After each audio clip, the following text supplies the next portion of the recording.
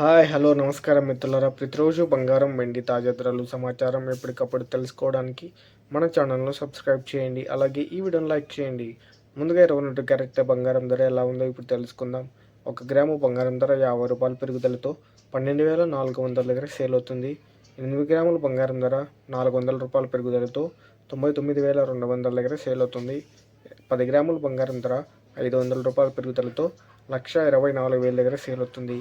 ఇక 24 క్యారెట్ల స్వచ్ఛమైన బంగారం ధర ఎలా ఉందో ఇప్పుడు తెలుసుకుందాం.